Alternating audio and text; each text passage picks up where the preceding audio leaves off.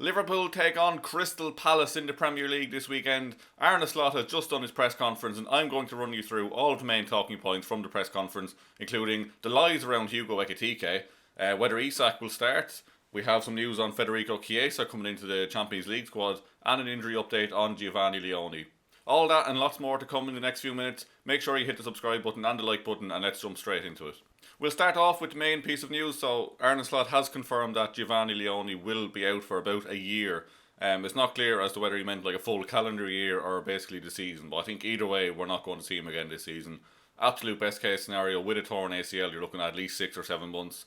That will bring us right up to the end of the season. There's just no point rushing a player back at that point. We've seen how cautious Arne Slot and his medical staff have been about giving players minutes. We've seen with Isak recently not getting many minutes, players getting taken off more than we would have seen before. Just really careful managing minutes. It's a big thing for Arne Slot to keep the entire squad fit, so there's absolutely no chance, I think, of seeing Leoni this season again. We're not going to rush him back, and let's just hope he can make a full and speedy recovery.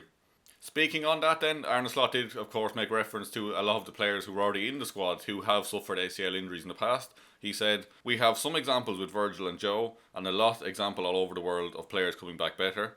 It hurts more if you're closer to retirement, but it's far from ideal. The surgeons and the rehab people are important, but it's nice if you can do this with players around who have lived through this and they can give you the right energy in the right moments. Our players have shown plenty of compassion for him, and they will not stop." And we've already seen that. Like, we've seen Leoni put up an Instagram the other day, and everyone, all the players underneath were just showing him love. I'm sure they'll be all backing him in through this. I'm sure they'll be giving him all the backing they can in this tough period for him. Like Arne said, like likes of Virgil and Joe have been through it. Florian Wirtz has been through it twice. Like, there's plenty of injury experience in this squad. It's not good. It's not a good thing, obviously, but it's a good thing for Leoni to have those lads around him. Like, we've already seen, Van Dijk is his idol already.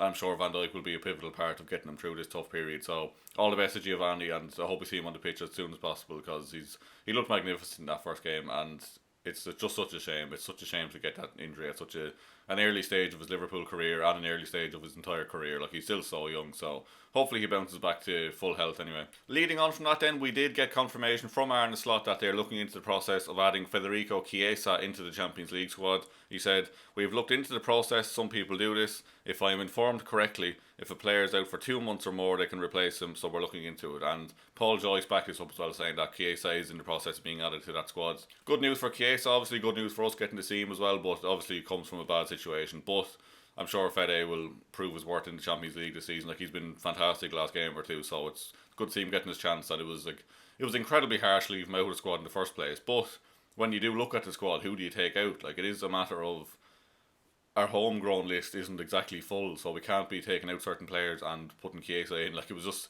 such a tough call to make for Arne, but I'm sure Chiesa will pay dividends now that he will be in the squad. Moving on then to the lies around Hugo Ekitike. So we've seen in the past few days Dominic King was reporting that it was likely that Ekitike would be fined 2 weeks' wages for his lack of discipline, or his whatever you want to call it, the moment where he took off the shirt, got a stupid red card. Dominic King did then say that it was very likely he will be docked a salary. And Arne Slot has come out and just completely ridiculed that, saying, "Discipline means a fine, which he didn't get. I spoke to him. He said sorry straight away to his teammates. He is young and players of all ages make mistakes, and you were allowed at this club to make a mistake without getting fined.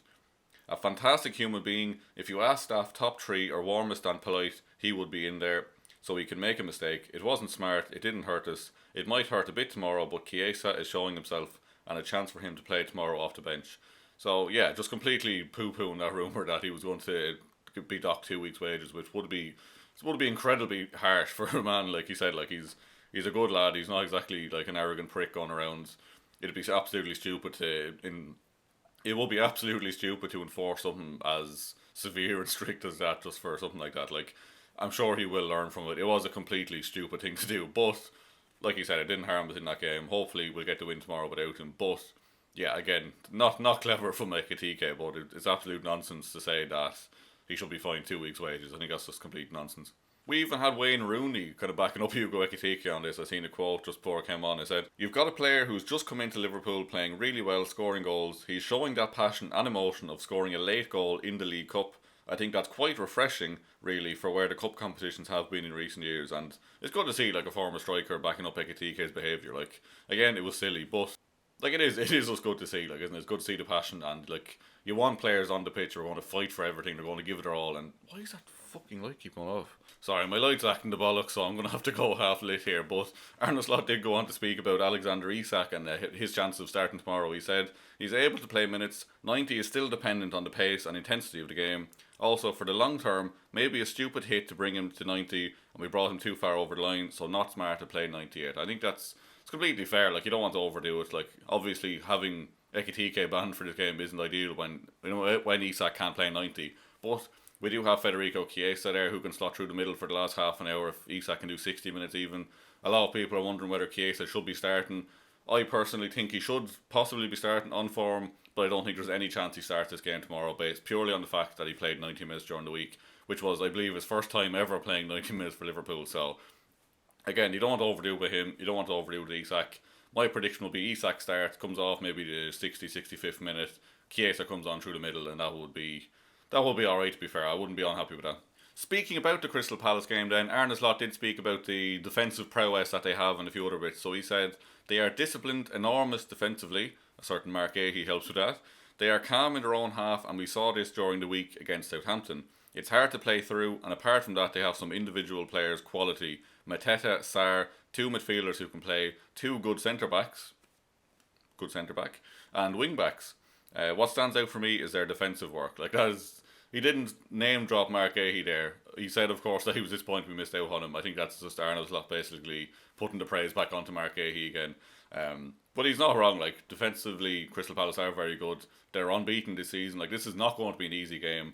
I think we will win it, but it's not going to be easy. And I wouldn't at all be surprised to see us drop points here. I don't think we're going to lose. A draw wouldn't be completely out of realms of possibility, or either would have lost, to be fair. But I think we will come away undefeated. I think we'll get the win. I'm going for a scrappy 2-1. I think we'll go 2-0 up. They'll score one. We'll be thinking, oh, the 2-0 again. Both will get over line in the end, and I think we will get 3 points. I think. Speaking a little bit about late winners then, actually, Arne Slot said, we might have been a bit lucky to get maximum points, but if you work as hard as we do, you give yourself a chance to maybe be a bit lucky. I don't think we stole a win. It wasn't as if we totally didn't deserve it. Looking at the schedule, I'm more than pleased we have the maximum points. And I'm a firm believer in that. Like, you make your own luck in anything. Like, Liverpool give it their all for 100% of the game. If you do that, if you give it your all to the very end, you're likely to pick up on a mistake, a lapse in concentration, a lack of fitness of a different team. Like, that is the difference between a great team and a decent team. The great teams will push until the very end. They have the fitness levels to do that. They have the mentality and the work rate, everything. Like, it all comes together, and I think Arne Slot is spot on what he's saying there. You can call it luck, but we very much do make our own luck. To finish up then, Arne Slot did speak about Rio Ngumoha's new contract. He said, good thing is, if you're a youngster at Liverpool, there are players who in your position who are better than you, so there are still steps to make. He wants to improve, but he plays with Mo, Cody, Federico. He feels there are steps to make to their level, and if he's at their level, then it is consistency. That is the most difficult thing. And it is true, like, a player like Rio Ngumoha, the pure skill and talent he already has, can you imagine what he's going to learn playing with the likes of Mo Salah every day, playing with Cody Gakpo, playing with Federico Chiesa? Like, that is just an incredible group of players to be learning from, and I have absolutely no doubt this fella's going to the very top, and it's brilliant to see him getting his first contract. I've seen a lot of people wondering why it was only a 3-year contract.